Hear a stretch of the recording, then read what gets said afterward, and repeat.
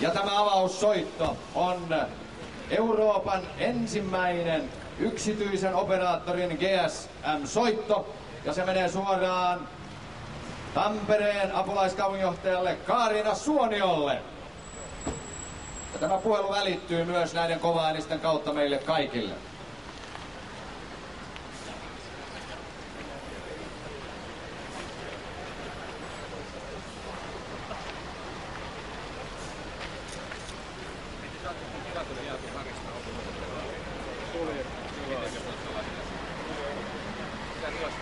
Ja nyt taatusti kaikkialla jännitetään tilannetta. Tänne ei kuulu mitään rahinaa, mutta ei pidäkään kuulua, nimittäin GSM-verkko on täysin häiriövapaa. Se toimii kuin CD-soitin, näin minulle on kerrottu. Ja nyt me odottelemme vain sitten tuolta linjalta vastausääntä. Onkohan Kaarina kotona? Alo? Apulaiskaupunginjohtaja Suonio. No kyllä vaan puhelimesta. No täältä soitetaan sinun entisestä kotikaupungistasi sinne uusiin ympyröihin ja toivotetaan ensin hyvää kesää. Kiitos samoin sinne Helsinkiin.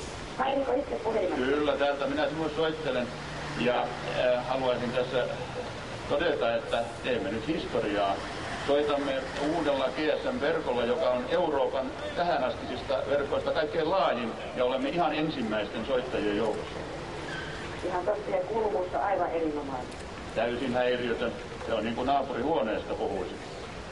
Tiedätkö, miten tämä eroaa sitten niistä oikeista europuhelinsoitoista? Sinulla on varmaan vastaus, jota minä en vielä tiedä. No, tämä puhelu tulee kaikki, mutta europuhelin on siitä hieno matkapuhelin, että se on täysin suojattu. Tämä oli muuten täsmällinen tieto kaikille, jotka tätäkin kuuntelevat. Mehän olemme ottamassa käyttöön verkkoa, joka on paitsi häiriöttömin, niin kaikkein turvallisin myöskin. Ja toivottavasti kaikkein taloudellisin. Minusta on mukava sellainen ajatus, että voit kuljettaa oman korttia mukanansa ja sitten kaikista puhelimista, jotka kuuluu tähän järjestelmään, voi tehdä oman puhelimensa sillä kortilla, koska kortissa on puhelimessa. Sinä olet tehnyt kotiläksesi hyvin, kun olet lukenut tuonkin. Eikö se ole kiva, kun säkin olet ulkomailla ja sulla on vain kortti mukana ja sitten missä tahansa voi soittaa? Voi, totta kai. Mehän tällä tavalla integroidumme juuri siihen Eurooppaan, jota me pidämme tällaisena meille sopivana ja tunnemme olevamme kotonamme joka paikassa. Jolloin sanon, että laajenee Euroopan ulkopuolelle. Jos tätä vauhtia tekniikka kehittyy, niin ei siihen montaa vuotta mene. Onko teillä hyvät juhlat siellä? No, täällä on iloisia ilmeitä ja odottava tunnelma. Itse asiassa, eikös tämä soitto ole samalla soitto irti lamasta ja uuteen nousuun ja asioiden parempaan kehittymiseen? Ja kesäkin alkaa. No, pitäisi kysyä tältä yleisöltä, että ne on samalla iloisen näköisiä, mutta se voi joutua myös kesässä, eikä siitä, että lama on ohi.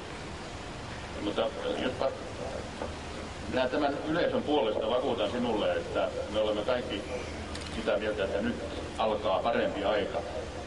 Ilmatieteen laitoskin on luvannut meille hellesäät jo tällä viikolla alkavassa. Toivottavasti Tampereellekin. Kyllä, se on lämmintä ilman muuta. Ja jos mennään vielä tähän vakavaan asiaan, niin onhan jokainen tämmöinen tekninen suuri edistysaskel aina kohti parempaa. Lisäksi tässä on aika tavalla suomalaista tietoa ja taitoa ja käytetty, ja suomalaista työtä tullaan paljon käyttämään jatkossa. Eikö se ole hienoa, että me suomalaiset olemme jälleen tässä eturinteessä? On. Sitä laitetaan. No niin. Kaikille teille siellä paikalla oleville meiltä täältä Helsingistä terveisiä, ja näin olemme saaneet tämän järjestelmän käyttöön. No niin, sitten eurooppalaisestaan. Merci beaucoup, monsieur. Au revoir. Tack detsamma. Hei.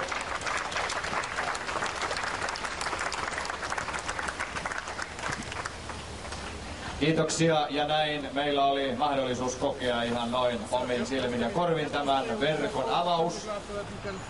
Ja tämän jälkeen minulla on ilo kutsua tänne estraadille Suomen Pankin johtokunnan jäsen, pankinjohtaja Harri Holkeri. Tervetuloa kiertäen vaikkapa sieltä auton takaosan kautta.